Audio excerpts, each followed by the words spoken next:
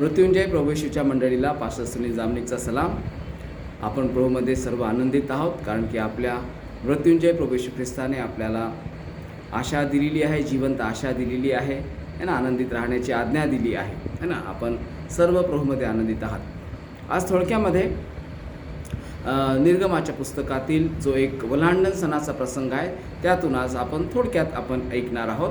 वल्हांडण सण तेव्हाचा जुन्या करारामधला आजचा गुड फ्रायडे है ना, त्या कोकऱ्याचं वध आणि त्याचे रक्त, हा तो मुद्दा आहे. आपल्याला माहिती आहे, यहोवा परमेश्वर जेव्हा मिस्राच्या गुलामीतून इस्रायल लोकांना सोडवितो है ना, तेव्हा एक शेवटच्या पिढीमध्ये, शेवटची जी पिढा आहे मिस्रातील प्रथम वत्साचा वध, त्यामध्ये परमेश्वर इस्रायल लोकांना कसं वाचवितो. प्रभू त्यांना सांगतो, तुम्हाला एक कोकऱ्याचा वध करायचा आहे आणि त्याचे रक्त दाराच्या दोन्ही बाह्यांवर लावायचे आहे. ते रक्त जेव्हा मी पाहील तेव्हा तुम्हाला ओलांडून जाईल.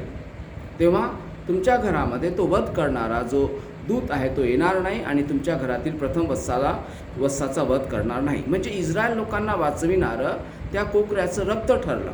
तशाच प्रकारे आज आपल्याला वाचविणारं मृत्युंजय प्रभू येशू ख्रिस्ताचं रक्त ठरलेलं आहे. मी काही वचने समोर बोर्डवर लिहिलेली आहेत बघा, ती मी वाचतो आपल्यासाठी. निर्गमाचं पुस्तक, याचा 12वा अध्याय 13वं वचन.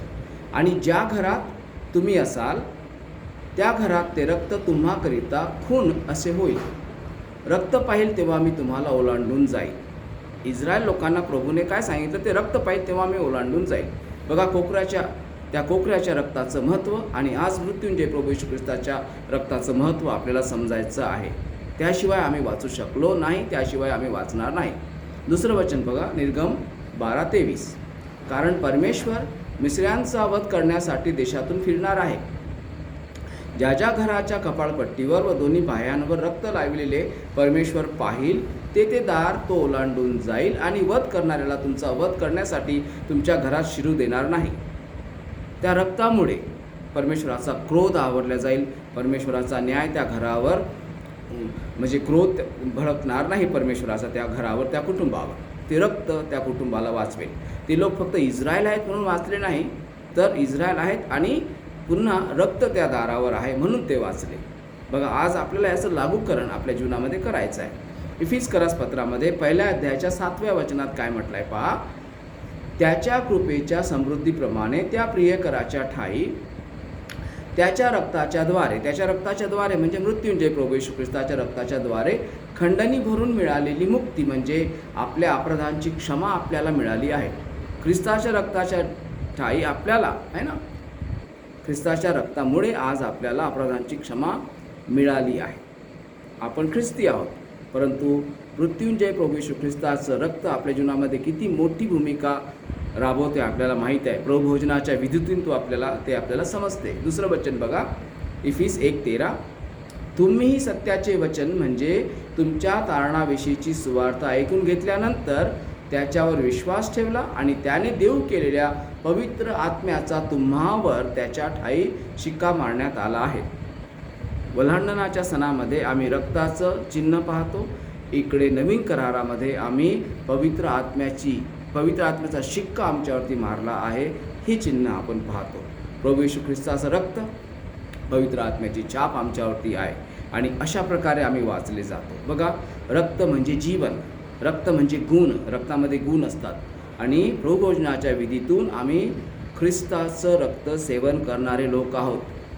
भाकर ख्रिस्ताचा देह सेवन करणारे आपण लोक आहोत. द्राक्षसव त्याचं रक्ताचं प्रतीक आणि भाकर त्याच्या देहाचं प्रतीक.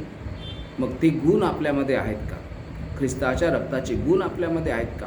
कारण की रक्तामुळेच आपण वाचलो आणि वाचणार पुढे सुद्धा. आणि म्हणून आपलं जीवन बघा, आपल्याला जास्तीत जास्त सहभागितेमध्ये राहायचं आहे. आपल्या प्रत्येक विधीचं गांभीर्य आपल्याला समजायचं आहे. भावनेच्या आहारी जाऊन आमचा ख्रिस्तीपणा आम्हाला कोणताच परिणाम देणार नाही. पवित्र आत्म्याच्या नियंत्रणात राहून आम्हाला पूर्ण ख्रिस्ताच्या मंडळीमध्ये जो वधू जी आहे स्वर्गामध्ये पोहोचेल, याचा परिणाम आपल्याला मिळणार आहे. आपण समर्पित होऊया देवबापाच्या मंडळीला. प्रत्येक विधी, प्रत्येक कार्यक्रम मंडळीचा आपण फार गांभीर्याने पालन करू, कारण की त्यामध्ये देवाचं गौरव आहे ना. प्रभू येशू ख्रिस्ताच्या रक्ताला आपण समजूया, पवित्र आत्म्याला आपण समजूया आणि आपली आत्मिक उन्नती आपण करूया. 14, 15, 16 मे हे जे 3 दिवस मूर्तिजापूरला जो तरुणांचा मेळा आहे, त्यामध्ये आपले तरुण व्यक्तिगत वेळ काढून ह्या सर्व मुद्द्यांवरती अभ्यास करतील आणि त्यांच्या जीवनामध्ये परमेश्वर नक्कीच संजीवन आणेल हा आपला विश्वास आहे. आपल्या कुटुंबातून आपल्या मंडळीतून जास्तीत जास्त तरुण तरुणींना पाठवा. बघा, 18 ते 35 हा वयोगट आहे.